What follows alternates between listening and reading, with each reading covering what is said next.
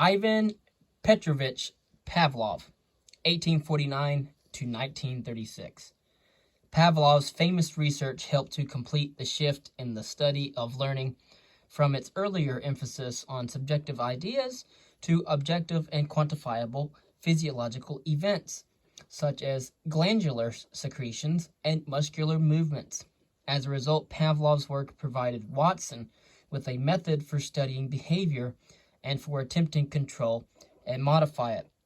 So, Pavlov was extremely important for the later work of Watson. Ivan Pavlov was born in Ryazan in central Russia and was the eldest of 11 children of a village priest. His position in such a large family required him to develop at an early age a sense of responsibility and the drive to work hard. He retained these characteristics all his life. He was unable to attend school for several years because of head injuries sustained in an accident at the age of 7, so his father tutored him at home. Pavlov entered a theological seminary intending to prepare for the priesthood. I did so in similar respects, but he changed his mind after reading about Darwin's theory, as so did I. He was so determined to attend the university at St. Petersburg to study animal physiology that he walked there a distance of several hundred miles. With his university training, Pavlov became part of the intelligentsia, an emerging class in Russian society that was distinct from the other classes, the aristocracy and the peasantry. One historian noted that Pavlov was, quote, too well educated and too intelligent for the peasantry from which he came, but too common and too poor for the aristocracy into which he could never rise. These social conditions often produced an especially dedicated intellectual, one whose entire life was centered on the intellectual pursuits that justified his existence. And so it was with Pavlov, whose almost fanatic devotion to pure science and to experimental research was supported by the energy and simplicity of a Russian peasant, end quote. Pavlov said many years later that he always remained, quote, more a peasant than a professor, end quote. Pavlov obtained his degree in 1875 and began medical training, not to practice as a physician, but in the hope of pursuing a career in physiological research. He studied in Germany for 2 years and then returned to St. Petersburg to spend several years as a laboratory research assistant. Of course, in my own life, I went to school to be a priest and went to a theological school for my bachelor's degree. Then I lost the faith because of philosophy and science, and then decided to study history and to become a historian. And that is why primarily I'm concerned with the history of things, such as the history of psychology. However, I digress. Pavlov was totally dedicated to his research. He refused to be distracted by practical matters such as salary, clothing, or living conditions. His wife Sarah, whom he married in 1881, devoted herself to protecting him from mundane matters. They made a pact early in their marriage, agreeing that she would take care of everyday concerns and allow nothing to interfere with his work. In return, Pavlov promised never to drink or play cards and to socialize only on Saturday and Sunday evenings. Otherwise, he adhered to a rigorous schedule, working 7 days a week from September to May and spending summers in the countryside. His indifference to finances is illustrated by the story that Sarah often had to remind him to collect his pay. She also said he could not be trusted to buy clothes for himself. Once when he was in his 70s, Pavlov was riding the streetcar to his laboratory. Being impetuous, he jumped off before it stopped, fell, and broke his leg. A woman standing near saw it and said, "My, here is a man of genius, but he doesn't know how to get off a streetcar without breaking his leg." The Pavlov family lived in poverty until 1890, when, at the age of 41, Pavlov received an appointment as professor of pharmacology at St. Petersburg Military Medical Academy. A few years earlier, while he was preparing his doctoral dissertation, their first child was born. The doctor said that the frail infant would probably not survive unless mother and child could rest in the country. By the time Pavlov was finally able to borrow enough money for the journey, the child died. When the next child arrived, the family lived with relatives while Pavlov slept on a cot in his laboratory because they could not afford an apartment. A group of Pavlov students, knowing of his financial difficulties, gave him money on the pretext of paying for lectures they asked him to present. Pavlov kept none of the money for himself, spending the funds instead on dogs for his laboratory. He never seemed bothered by these hardships. They reportedly caused him no concern. Although laboratory research was Pavlov's overriding interest, he rarely conducted experiments himself. Instead, he usually supervised the efforts of others. From 1897 to 1936, nearly 150 researchers worked under Pavlov's direction, producing more than 500 scientific papers.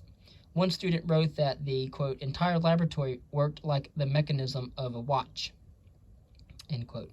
Pavlov incorporated the researchers into a factory-like system that essentially used them at his own hands and eyes. He assigned them a specific topic, provided them with a suitable equipped dog technology, supervised their research, interpreted their results, and closely edited their written products. Pavlov's temper was famous. He was given to explosive triads at work, often directed at his research assistants. During the Bolshevik Revolution of 1917. And correction, in the early video I said that the Bolshevik Revolution was in, I think I might have said it was in 1817, but it was in 1917. He berated an assistant for being 10 minutes late.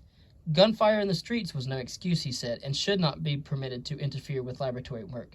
Usually these emotional outbursts were quickly forgotten. His researchers knew that what was expected because Pavlov never hesitated to tell them. He was honest and direct, if not always considerate, in dealing with other people. He was well aware of his volatile nature. One laboratory worker who could no longer tolerate the insult asked to be relieved of his duties. Quote, Pavlov replied that his abusive behavior was just a habit. It was not of itself a sufficient reason to quit the laboratory, end quote. Any failure of an experiment would make Pavlov depressed, but a success brought such joy that he would congratulate not only his assistants, but also the dogs. He tried to be as humane as possible with the dogs and believed that the surgical procedures to which they were subjected were unfortunate but unavoidable in scientific research. This is Pavlov. He said, we must painfully acknowledge that precisely because of its great intellectual development, the best of man's domesticated animals, the dog, most often becomes the victim of physiological experiments. The dog is irreplaceable. Moreover, it is extremely touching. It is almost a participant in the experiments conducted upon it, greatly facilitating the success of the research by its understanding and compliance.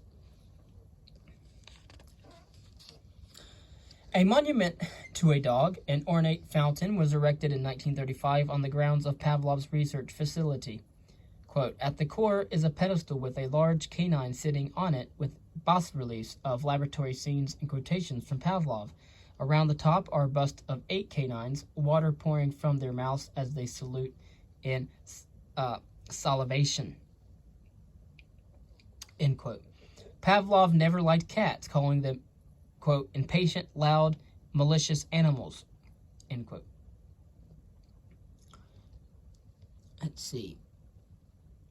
Konorski, a psychologist from Poland who had worked at the laboratory, recalled that Pavlov's students treated him like royalty.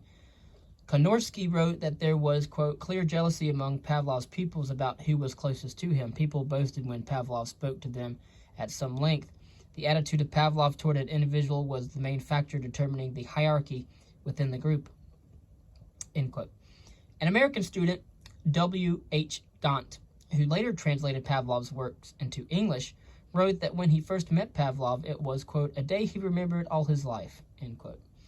Pavlov was one of the few Russian scientists to allow women and Jews to study in his laboratory. Any suggestion of anti-Semitism angered him. He had a good sense of humor, and he knew how to enjoy a joke, even when it was played on him. During the ceremony at which he received an honorary degree from Cambridge University, students sitting in the balcony lowered a toy dog on a rope, dropping it onto Pavlov's lap. Pavlov kept the dog by his desk in his apartment. E.R. Hilgard, then a PhD candidate at Yale University, heard Pavlov speak in 1929 at the Ninth International Congress of Psychology in New Haven, Connecticut. Pavlov addressed the audience in Russian, pausing periodically to allow the translator to present Pavlov's remarks in English. The translator later told Hilgard that, quote, Pavlov would stop and say, "You know about this, you tell them about it. I'll go ahead and tell them something else," end quote. Pavlov's relations with the government of the Soviet Union were difficult. He was openly critical of the 1917 Bolshevik Russian Revolution and of the Soviet political and economic system. He wrote protest letters to Joseph Stalin, the tyrannical dictator who killed and exiled millions of people. Pavlov's refusal to attend Soviet scientific meetings demonstrated his disapproval of the regime. Not until 1933 did he acknowledge that the Soviets had achieved some success. But despite his attitude, Pavlov continued to receive generous research support from the government and was allowed to conduct his research free of official interference. Pavlov remained a scientist to the last. He was accustomed to practicing self-observation whenever he was ill, and the day of his death was no exception. Weak from pneumonia, he called in a physician and described his symptoms. Quote, "My brain is not working well. Obsessive feelings and involuntary movements appear. Mortification may be setting in," end quote. He discussed his condition with the doctor for a while and then fell asleep. When he awoke, Pavlov raised himself in bed and began to search for his clothes with the same restless energy he had shown all his life. "It is time to get up," he exclaimed. "Help me. I must dress." And with that, he fell back on the pillows and died. During his distinguished career, Pavlov worked on three major problems. The first concerned the function of the nerves of the heart, and the second involves the primary digestive glands. His brilliant research on digestion won worldwide recognition and the 1904 Nobel Prize. His third research area, for which he occupies such a prominent place in the history of psychology, however, was the study of conditioned reflexes. Again, the notion of conditioned reflexes originated as so many scientific breakthroughs did with an accidental discovery. In working on the digestive glands in dogs, Pavlov, about 1960, used the method of surgical exposure to permit digestive secretions to be collected outside the body, where they could be observed, measured, and recorded. One aspect of this work dealt with the function of saliva, which the dogs secreted involuntarily whenever food was placed in their mouths. Pavlov noticed that sometimes saliva flowed even before the food was given. The dogs salivated at the sight of food or at the sound of the footsteps of the man who regularly fed them. The unlearned response of salivation somehow had become connected with or conditioned to stimuli previously associated with receiving food. Again, conditioned reflexes are reflexes that are conditional or dependent on the formation of an association or connection between stimulus and response. So, these psychic reflexes, as Pavlov first called them, were aroused in the laboratory dogs by stimuli other than the original one, that is, the food. Pavlov reasoned that this reaction occurred because these other stimuli, such as the sight and sounds of the attendant, had so often been related to feeding. In accordance with the prevailing zeitgeist, or time spirit in animal psychology, and like Thorndike and others before him, Pavlov focused initially on the mentalistic experiences of his laboratory animals. We can see this viewpoint in the term psychic reflexes, his original term for conditioned reflexes. He wrote about the animal's desires, judgment, and will, interpreting the animal's mental events in subjective and human terms. In time, however, Pavlov dropped all such mentalistic references in favor of a more objective, descriptive approach. At first, in our physical experiments, we conscientiously endeavored to explain our results by imagining the subjective state of the animal, but nothing came of this except sterile controversy and individual views that could not be reconciled, and so we could do nothing but conduct the research on a purely objective basis. In the English translation of his classic book, Conditioned Reflexes, published in 1927, Pavlov gave due credit to Descartes for developing the idea of the reflex 300 years before. As we have written on our lecture on our reading of Descartes and my lecture on Descartes and my science playlist, as well as my history playlist and philosophy playlist. So Pavlov noted that what Descartes called the nervous reflex was the starting point for his research program. Pavlov's first experiments with dogs were simple. He had a piece of bread in his hand and showed it to the dog before giving it to the animal to eat. In time, the dog began to salivate as soon as it saw the bread. The dog's response to salivating when food is placed in its mouth is a natural reflexive response of the digestive system. No learning is necessary for it to occur. Pavlov called this an innate or unconditioned reflex. Salivating at the sight of food, however, is not reflexive but must be learned. Pavlov called this response a conditional reflex, instead of his earlier mentalistic term psychic reflex, because it was conditional or dependent on the dog's forming an association or connection between the sight of food and subsequently eating it. In translating Pavlov's work from Russian into English, Gaunt, his American disciple, used the word conditioned instead of conditional. Gaunt later said he regretted making the change, but conditioned reflex remains the accepted term. And so it was Gaunt who used the word conditioned, which is why we think of conditioned reflex, when instead the book was actually titled Conditional Reflexes.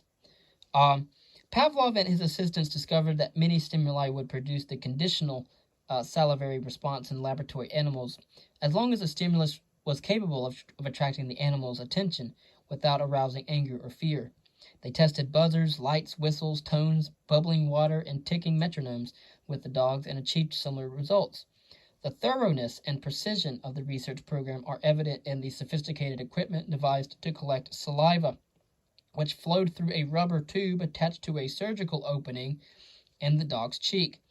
When each drop of saliva fell onto a platform resting on a sensitive spring, it activated a marker on a revolving drum. This arrangement, which made it possible to record the precise number of drops and the exact moment at which it each fell, is but one example of Pavlov's painstaking efforts to follow the scientific method, that is, to standardize experimental conditions, apply rigorous controls, and eliminate sources of effort. Again, the scientific method is to standardize experimental conditions, apply rigorous controls, and to eliminate sources of error. Of course, Pavlov was so concerned about preventing outside influences from affecting the reliability of the research that he designed special cubicles, one for the experimental animal and another for the experimenter. The researcher could operate the various conditioning stimuli, collect saliva, and present food without being seen by the animal. Even those precautions did not completely satisfy him. He worried that extraneous environmental stimuli such as noises from outside the lab might contaminate the results. Using funds supplied by a Russian businessman, Pavlov designed a 3-story research building known as the Tower of Silence. The windows were covered with extra thick glass, and the rooms had double steel doors that formed an airtight seal when closed. Steel girders embedded in sand supported the floors. A straw-filled moat encircled the building. Vibration, noise, temperature extremes, odors, and drafts were eliminated. Pavlov wanted nothing to influence the experimental animals except the conditioning stimuli to which he exposed them. And so, let us follow a typical conditioning experiment in Pavlov's laboratory. The conditioned stimulus, let's say a light, is presented. In this example, we will say that the light is switched on. Immediately, the experimenter presents the unconditioned stimulus, the food. After a number of pairings of the light and the food, the animal will salivate at the sight of the light alone. An association or bond has been formed between the light and the food. An association has been formed between the light and the food, and the animal has become conditioned to respond to the conditioned stimulus. This conditioning or learning will not occur unless the light is followed by the food a sufficient number of times. Thus, reinforcement, or actually being fed, is necessary for learning to take place. Reinforcement is something that increases the likelihood of a response. Again, that is through a repeated action or repetition. So it is important to note that Pavlov's experimental program extended over a long period of time and involved more people than any research effort since Wundt. In the following excerpts in Pavlov's book, Conditioned Reflexes, we can see how he built on the work of Descartes and how his approach was analytic, mechanistic, and atomistic. Also, we can note how rigorous were the conditions under which he carried out his research. And similarly, I've noted in my observations of children, reinforcement is really important with children, and getting them to learn. An historical sidelight involves two examples of independent simultaneous discovery. In 1904, a young American named Edwin Trittmeyer, who lived from 1873 to 1943, who was a former student of Leitner Whitmer's at the University of Pennsylvania, presented a paper at the annual convention of the APA based on his doctoral dissertation. His work concerned the familiar knee-jerk reflex. Trittmeyer had noticed that his subjects began to respond to stimuli other than the original stimulus, which was the tap of the hammer just below the knee. He described the subjects' reactions as a new and unusual kind of reflex and suggested that it be a topic for further study. Of course, no one at the meeting expressed any interest in Trittmeyer's report. There were no questions from the audience after he finished his presentation, and his research findings were ignored. Discouraged, he did not pursue the issue. However, historians have suggested several reasons for Trittmeyer's continued obscurity. The zeitgeist, or the time spirit in American psychology at the time, may not have been ready to accept the notion of a conditioned reflex. Trittmeyer may have been too young and inexperienced, or he may have lacked the skills and economic resources to persevere and publicize his ideas. Or perhaps it was simply a matter of bad timing in that day and time. But Trittmeyer believed his talk on reflexes, or he delivered his talk on reflexes just before lunch as a part of a series of papers in a session chaired by William James. The meeting was running late, and James, perhaps hungry, maybe even bored, adjourned the meeting without allowing much time for comments on Trittmeyer's report. An obituary written by a friend and colleague noted that Trittmeyer's own recollections of the occasion were always mingled with feelings of disappointment at the failure of his audience to express interest in his results. Periodically, historians revive this sad tale of a scientist who could have become famous for making one of the most important discoveries in all of psychology. Surely Trittmeyer must have wrestled with that realization most of his life and awareness of what his legacy to psychology might have been. The other relatively unknown precursor of Pavlov's work was Alois Kradel, an Austrian physiologist who demonstrated the basic principles of conditioning in 1896, predating Trittmeyer's report by some 8 years. Kradel found that goldfish learned to anticipate feedings from the stimuli associated with the laboratory attendant walking toward their tank. Kradel concluded that the fish saw the keeper approach, that when they saw the keeper approach, they then became alert through the vibrations in the water produced by his footsteps. Kradel's main interest, however, was the process of sensation, not conditioning or learning, and so these findings were not pursued within the scientific community. So what we have learned is that Pavlov demonstrated that higher mental processes in animal subjects could be described in physiological terms without any mention of consciousness. His conditioning methods have had broad practical applications in areas such as behavior therapy. Joseph Wolpe, who lived from 1915 and died in 1997, the year of my birth, the founder of the behavior therapy movement, called Pavlov's conditioning principles essential to the development of his methods. Pavlov's research also influenced psychology's shift toward greater objectivity in subject matter and method. So here we see that Pavlov influenced Wolpe, but he also influenced Watson. Of course, Pavlov continued in the tradition of mechanism and atomism, views that shaped the new psychology from its beginnings. To Pavlov, all animals, whether his laboratory dogs or humans, were machines. He admitted that they were complicated machines, but he believed, as one historian put it, that they were, quote, just as submissive and obedient as any other machine, end quote. Pavlov's conditioning techniques provided psychology with a basic element of behavior, a workable concrete unit to which complex human behavior could be reduced and experimented on under laboratory conditions. John B. Watson recognized this unit of behavior and made it the core of his program. Pavlov later noted that the growth of Watson's behaviorism in the United States represented a strong confirmation of his ideas and methods. It is ironic, however, that Pavlov's greatest influence was in psychology, a field toward which he was not altogether favorable. He was familiar with the structuralist and functionalist schools of thought. He knew of William James's work and agreed with James that psychology might claim to be a science, but had not yet achieved that status. Consequently, Pavlov excluded psychology from his own scientific work and levied fines on laboratory assistants who used psychological rather than physiological terminology. Later in life, Pavlov revised his attitude and occasionally even referred to himself as an experimental psychologist. In any case, however, his initially negative view did not prevent psychologists from making highly effective use of his work in changing the core of psychology.